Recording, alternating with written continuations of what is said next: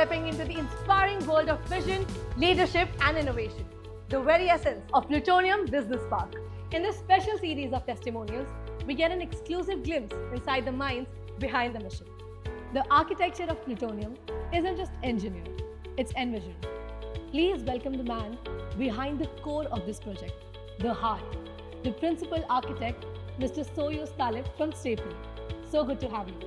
My first question to you is, how many years has it been since you've been in this industry? Well, I've been at it for 30 years now, 25, 30 years. And of course, I spent a few years post-finishing architecture teaching, and I think I spent another 5 years teaching because I had to learn a lot more of architecture in those 5 years. So I spent 5 years teaching after college, and then I've been in the profession for 25 odd years. And in this journey, what have your major clientele been? Who are your major clientele? So, like most of the things happen, they start small and then they grow big, and that's how our office also kind of grew. So we started off with a small organization, doing small, tiny projects, but whatever we did with a lot of passion, with a lot of commitment. And eventually the project sizes grew bigger and bigger. We got better and better clients. Most of the builders and developers that are there in New Bombay are our clients. So at some point of time or the other, we worked for more than 90% of the builders who are operating in New Bombay. And then because of the kind of work we did, we grew pan-India, and we're doing work outside New Bombay, Bombay, and we do work as far as Rajasthan in the north, and in the south as far as Goa. Any clients you'd like to name? So if you ask me very, very specifically, yes, we are working for lots of New Bombay developers. So I would say we do work for Delta, we do work for Akshar, we do work for Sai developers, we do work for Kamdenu builders. These are all New Bombay based. For Greenscape, we've done a lot of work for Greenscape, and then we also work for corporate developers from Mumbai. We do work for Godrej, we do work for Suntech, we do work for Kalpataru. So we do work for lots of people all over the city. Lovely. Now talking about Plutonium Business Park, what was the initial brief, architectural brief that you got? Yeah, so there were two things that kind of were part of the brief. They kind of made up the two components of the brief, I would say. The first was to build a landmark, so that was the most important part of the brief. And then the other aspect was the functional aspect of what we had to incorporate within the building. And the building is basically then was divided into three parts. One was the retail on the lower floors, the facilities and the amenities for the offices, because you would have more than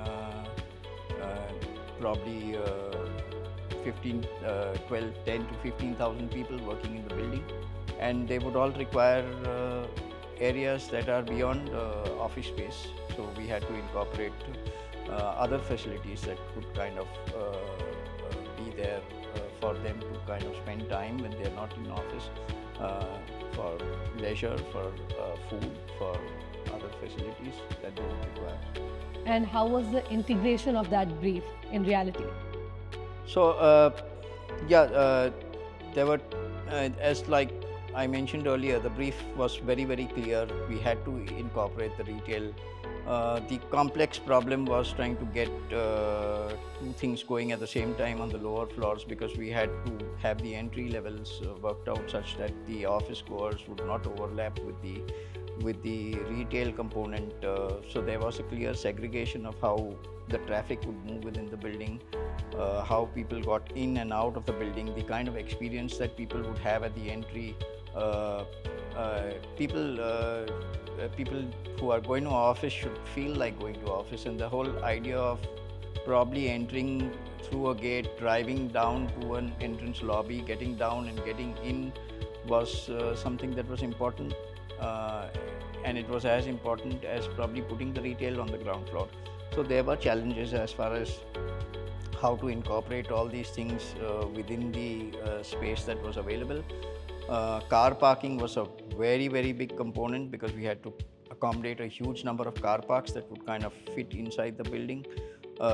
Their movement in and out was crucial because they would create a traffic situation. So we did a lot of traffic analysis of how people would get in and get out. Also, the fact that they had to have the lifts and the other services that would kind of get them up to the upper floors, high-speed elevators, things like that mattered. Other things, the kind of light and the kind of space that you kind of provided on the upper floors was important. So there were lots of factors that kind of would play an important role in getting all these factors incorporated into one single building or one single space, and how you kind of get it all together was what the whole game was about. I'm sure it must have been really challenging. But while I was listening to you, throughout this whole process, how did sustainability also come into play? Sustainability, yes. I think there were important kind of markers that were there on that subject too, because we want to build a building that was sustainable, and at the same time we needed a landmark. So they were like two things fighting each other.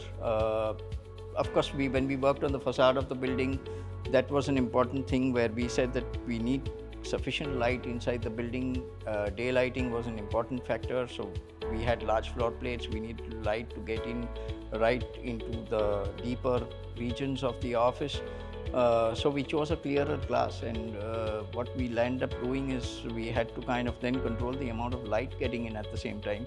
So then we added a frit on the surface of the glass, which was a digital print on the surface of the glass that kind of again controlled the light parameters back to what they were and what was needed for the project.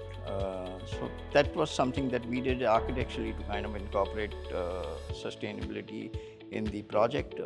There were other sustainable factors that were driven purely from an MEP perspective, which I'm sure Kaviraj would have briefed you on that as to how he incorporated those in terms of energy saving from cutting down light bills and things like that, and trying to achieve a net zero kind of situation is what we were aiming for.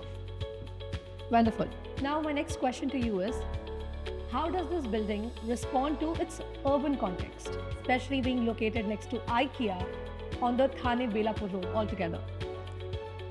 I think the thing is that the minute there is a landmark built, and IKEA is a global company, and the minute IKEA is built somewhere, it becomes a landmark. And then we had to build something that kind of became a landmark next to a landmark, which was what we were trying to figure out. How do you build a building which is also going to become a landmark? So is it going to be that people say that IKEA is located, Plutonium Business Park is located next to IKEA, or people are going to say, is IKEA located next to Plutonium Business Park? So I believe in the future things, the way things are turning out and the way people are looking at it in the urban context. Of course, there's lots of IT that is being built along Thane Belapur Road. I think there's more than 20-30 million square feet of IT park that is being built along this stretch. So this place is going to be known as the IT belt.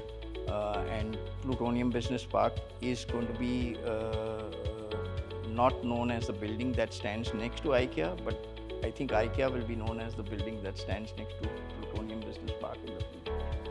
I think your smile says it all, but I'll still have to ask, can you please tell us about your experience? How has it been working with the Plutonium Group? Well, they've been wonderful people. It's my first time working with them, so I have not worked with them earlier, but they were wonderful people. In fact, them being from the field of engineering, all three of them are are builders who know what they are doing, and they were not. They were not in the least bit. I know that builders have suffered from a fear factor, and when they suffer from the fear factor, they kind of land up building smaller and smaller and smaller because that's what sells. But I think these people had a very big heart, and they kind of built bigger and bigger and bigger, and they kind of they challenged the fact that everybody else was building small, and they did not fear that. They kind of stood their guns, and what was exciting for us was that we did many firsts in this building. We did a floor plate which was enormously large, which we've not done before. And that was something that was commendable about the developers, and I salute them for the kind of grit and the determination with which they stood by what they were doing. How passionately you talk about this project shows why it has turned out the way it has. Thank you so much for this wonderful conversation. It has been really lovely talking to you. Thank you. Thank you.